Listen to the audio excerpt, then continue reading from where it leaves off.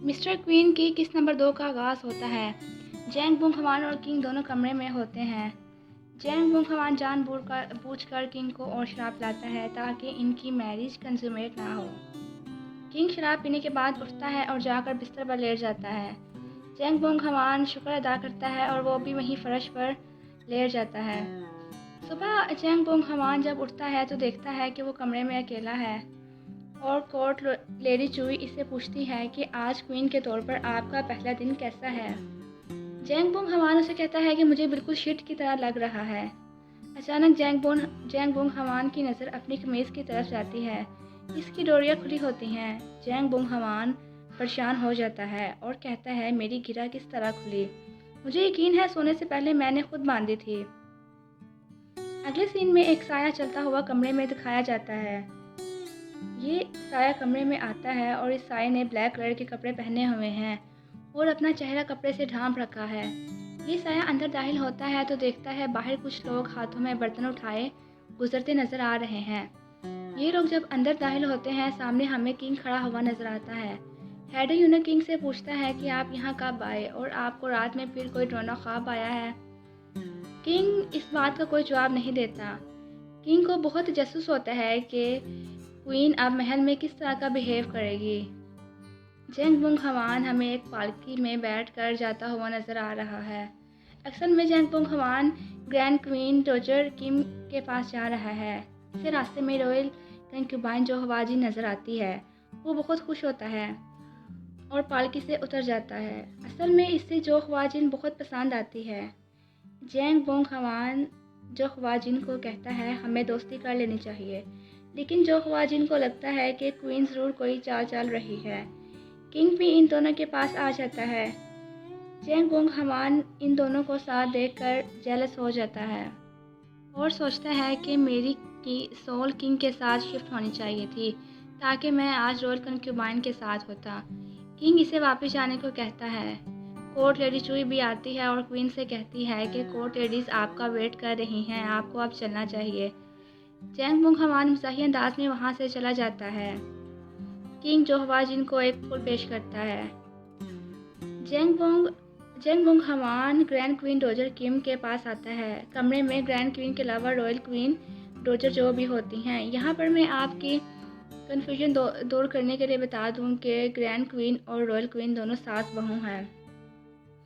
Royal queen जो इसे marriage consummation के बारे में बताना शुरू कर देती है। जैंग बुंग हवान उसे रोकता है और कहता है कि मुझे पता है कि मुझे क्या करना है।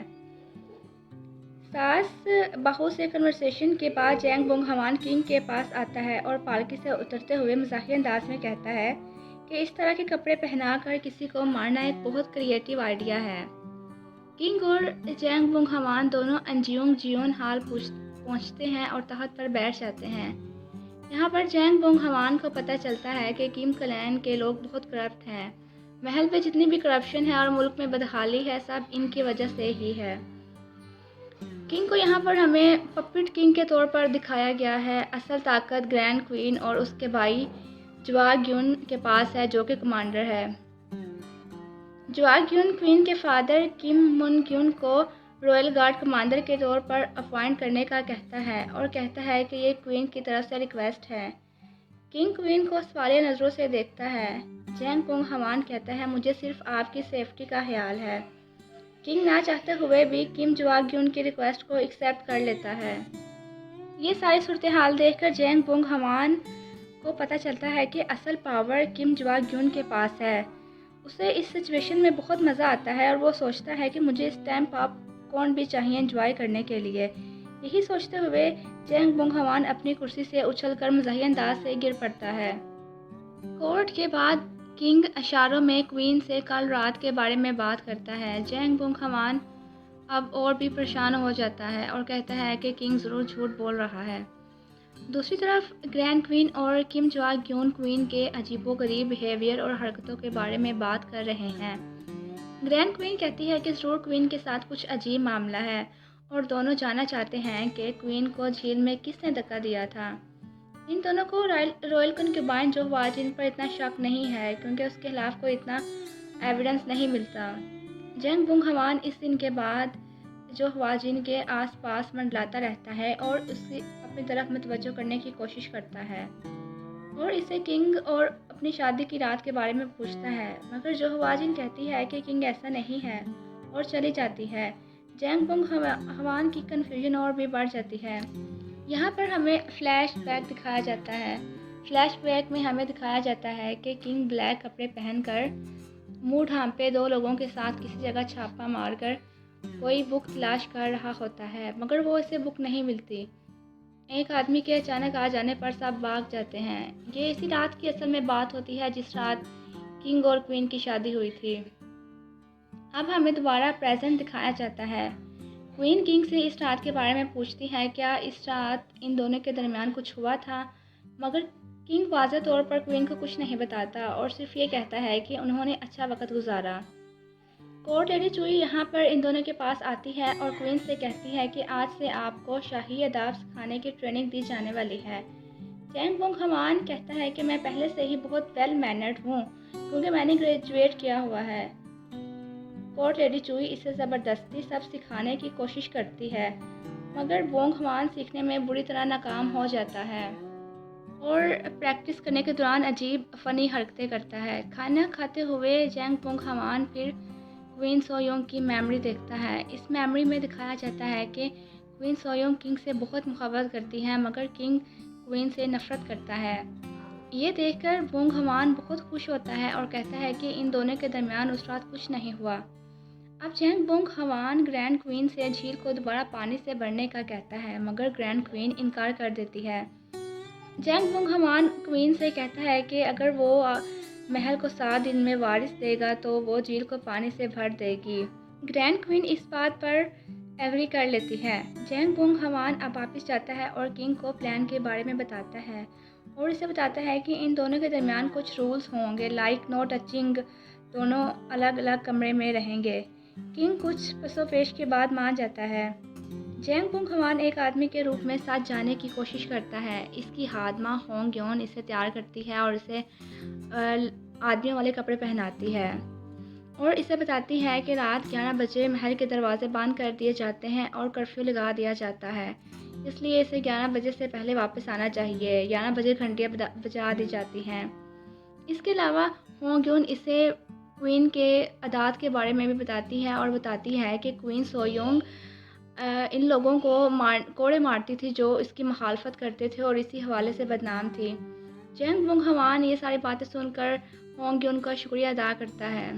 अब हमें नए सीन में दिखाया जाता है कि महल के कुछ सिपाही एक आदमी को पकड़ने की कोशिश कर रहे हैं। इस आदमी के साथ इसकी बीवी और एक बच्ची भी है, मगर आदमी किस तरह भागने में कामयाब हो जाता है।